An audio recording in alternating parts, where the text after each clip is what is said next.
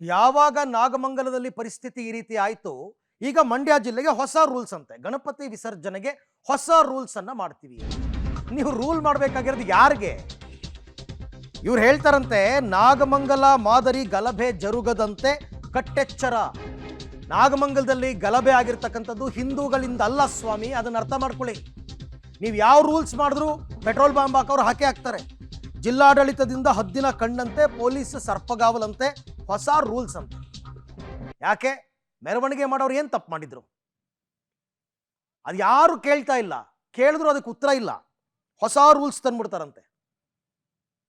ಎತ್ತಿಗೆ ಜ್ವರ ಬಂದ್ರೆ ಎಮ್ಮೆಗೆ ಬರೆ ಹಾಕಿದ್ರು ಅಂತ ಗಾದೆ. ಆ ಕೆಲಸನ ಪೊಲೀಸರು ಮಾಡ್ತಾ ಇರೋದು ಇವಾಗ. ತಪ್ಪು ಮಾಡಿದವ್ರನ್ನ ಬಿಟ್ಬಿಡಿ, ತಪ್ಪು ಮಾಡದಿರುವವರನ್ನೇ ಶಿಕ್ಷೆಗೊಳಪಡಿಸಿ. ಅದೇ ನ್ಯಾಯ ತಾನೆ ಇವಾಗ ಕೊಡ್ತಾ ಇರ್ತಕ್ಕಂಥದ್ದು. ಅದೇ ಪದೇ ಪದೇ ಪದೇ ಪದೇ ಅದೇ ಬರ್ತಾ ಇದೆ. ಮೆರವಣಿಗೆ ವೇಳೆ DJ ಹಾಕೋದು ಸಂಪೂರ್ಣ ಬಂದಂತೆ. ಯಾಕೆ ಹಾಕಬಾರ್ದು? ಯಾಕೆ ಹಾಕಬಾರ್ದು ಹೇಳಿ? ಹಾಗಾದ್ರೆ ಅವ್ರು ಯಾವ ಕಾರಣಕ್ಕೆ ಪೆಟ್ರೋಲ್ ಬಾಂಬ್ ಎಸೆದು ಗಲಾಟೆ ಮಾಡಿದ್ರು ಅದೇ ರೂಲ್ಸಾ? ಅವ್ರಿಗೆ ಹೆಂಗೆ ಬೇಕೋ ಹಂಗೆ ಮಾಡ್ಕೊಡ್ಬೇಕು. ಮೆರವಣಿಗೆ ವೇಳೆ DJ ಹಾಕೋದು ಸಂಪೂರ್ಣ ಬಂದಂತೆ. ಇದು ಯಾವ ನ್ಯಾಯ ಅಂತಾನೆ ಅರ್ಥ ಆಗ್ತಾ ಇಲ್ಲ.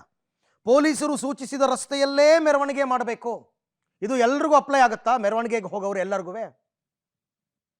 ಎಲ್ರಿಗೂ, ಎಲ್ಲ ಕೋಮಿನವ್ರಿಗೂ ಅನ್ವಯ ಆಗೋ ರೀತಿಯಲ್ಲಿ ಮಾಡ್ತೀರಾ? ಮೆರವಣಿಗೆ ವೇಳೆಯಲ್ಲಿ ಪ್ರಚೋದನಕಾರಿ ಘೋಷಣೆಯನ್ನ ಕೂಗುವಂತಿಲ್ಲ. ಏನಪ್ಪ, ಗಣಪತಿ ಬಪ್ಪ ಮೋರಯ್ಯ ಅಂತಾರೆ.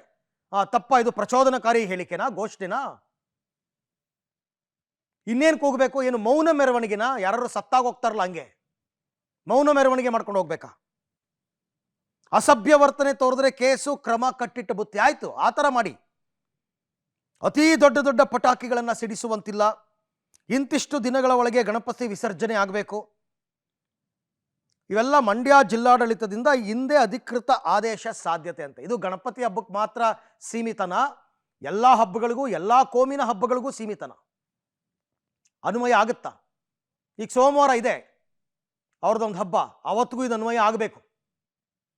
ಆಗ್ಲೂ ಹೇಳ್ಬೇಕು ನೀವು, ಅಸಭ್ಯ ವರ್ತನೆ ತೋರಿದರೆ ಕೇಸು, ಕ್ರಮ, ಕಟ್ಟಿಟ್ಟು ಬುತ್ತಿ ಅಂತ.